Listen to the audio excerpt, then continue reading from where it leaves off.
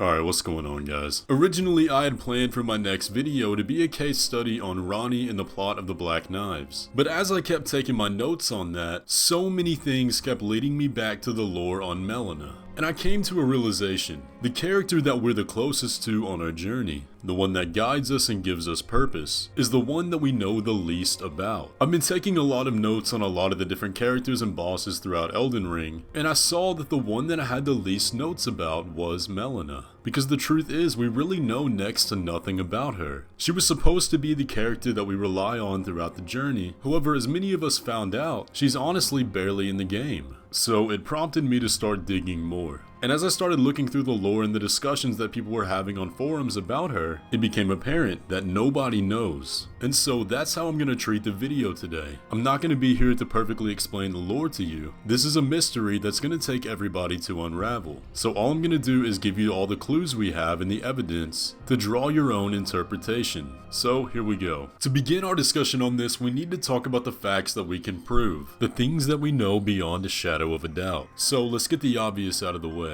Melina is a burned and bodiless spirit who plays the role of maiden on our journey. She's the owner of the spectral steed Torrent, and capable of manifesting at sites of lost grace, where she tells us a few things about herself. Number 1, that she is actually not a maiden, yet still has the abilities of one. Number 2, that she's searching for her purpose given to her by her mother inside the Erd Tree. And number 3, that she wants to accompany us on the journey so that by our strength she can reach the foot of the Erd Tree. And during our journey to that destination, she does engage in conversation with us, although rarely. However, during those rare occasions, we do get some important details, one of which being that she was born at the foot of the Erd Tree, and that with her accompanying us on this journey, we are somehow violating the Golden Order. And when we visit churches of Marika, she's able to receive communion from lingering echoes of words spoken by Marika long ago, and impart that knowledge back to us. When we finally uphold our end of the deal, and bring her to the foot of the Erd Tree, she leaves, saying that she has to go find her purpose now that she's here.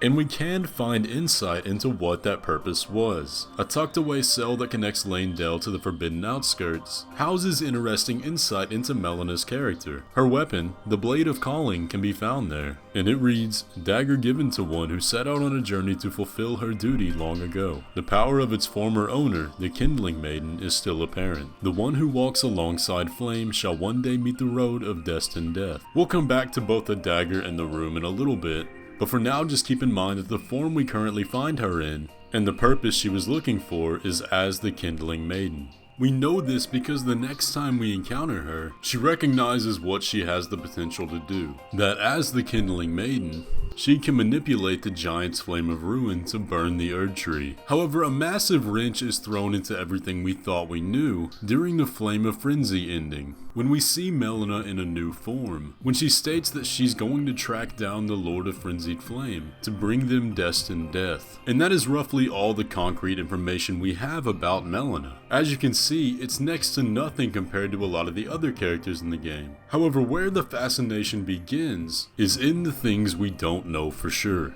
So here's where the speculation begins. There are two main characters in the lore of the game that Melina has an exceedingly strong connection to, those being Ranni the Witch and the Gloam-Eyed Queen, the latter of the two being the strongest. But I want to start with the one you're probably the most familiar with, Ranni. Now, we could speculate on this for hours, and possibly never come up with a definite answer, so here are the connections. The similarities instantly begin when we encounter Ranni for the first time under the guise of Rena. We can see in the spectral soul to the left of her face that the shade is virtually identical to Melina's face, even down to the closed eye and the marking that protrudes to the right of it. She is also acquainted with Torrent, and tells us that she knows Torrent's former master. And another similarity can be found instantly after when Rena dissipates. The way she spirits away is also identical to Melina, but the similarities reach a very deep level that requires a lot of speculation when we start to look at the plot of the Black Knives. As we know, Ranni was the head of that operation, the one who stole the fragment of the Rune of Death and used it to forge the god-slaying knives. Melina is also connected to this. Her weapon, the Blade of Calling, is almost identical to the Black Knives. They're the same shape, the same length, and both deal holy damage.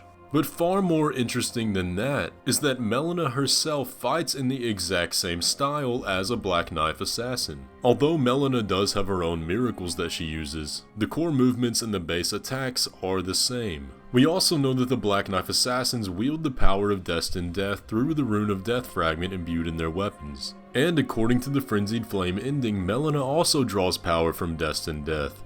But to take it back to Ranni, we know that Ranni is one of the demigod children of Radagon and Rennala. We don't know for sure if Melina is a demigod by the information given to us in-game. However, it is reasonably inferred by her saying that her mother is inside the Erd Tree, and the only character that we know that is inside there is Queen Marika. However, after we look at the game files, we can confirm that Melina is a demigod, as her name inside the files is Daughter of Marika. But make of this what you will. As I said before, the strongest connection to Melina in the lore that we have is tied to a character that we never actually see in-game, and that is the Gloam-Eyed Queen. Now, to explain all that lore would take almost an hour, so here is a very quick crash course. The Gloam-Eyed Queen was the leader of the Godskin Hunt, a quest that happened long ago with the objective of killing the gods. The main foot soldiers of this campaign were the Godskin Apostles and the Godskin Nobles. Throughout the lands between, we can find numerous evidence that the Godskin Apostles and Nobles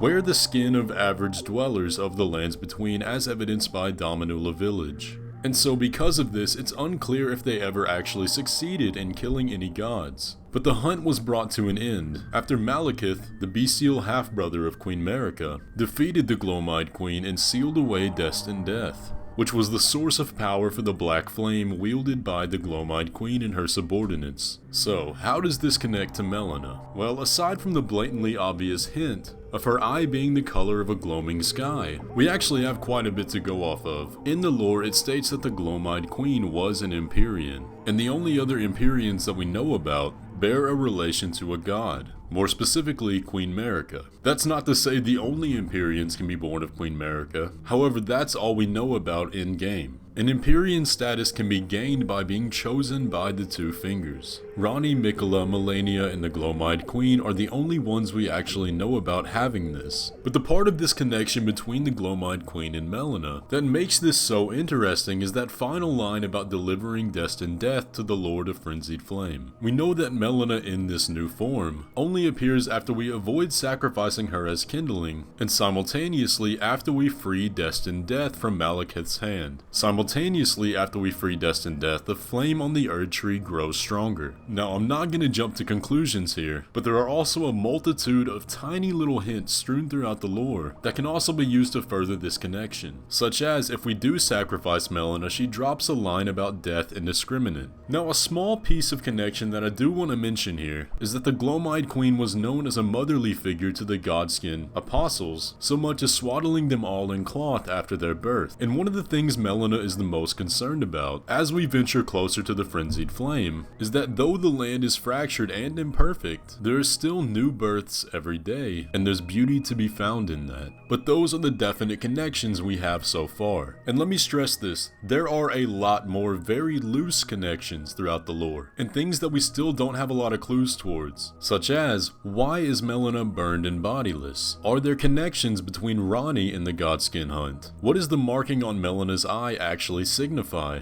If Melina is the Gloam-Eyed Queen, why was she at war with her own mother? And finally, why do we find Melina's blade in a locked away cell, guarded by a servant of the Lord of Blood? These are all things that we don't have answers for, and are going to take a lot of minds to figure out. But I think it's safe to say that among all the characters in Elden Ring, Melina's is by far the most obscure. But guys, that's going to pretty much do it for the video today. I hope you enjoyed it. This is a topic that we're going to be looking into a lot more later on, and we've been discussing a lot in our channel Discord, so if you're not in that, be sure to join it. I'll have it in the pinned comment below. But aside from that, be sure to subscribe if you're not already, and leave a like on the video, and I'll catch you in the next one.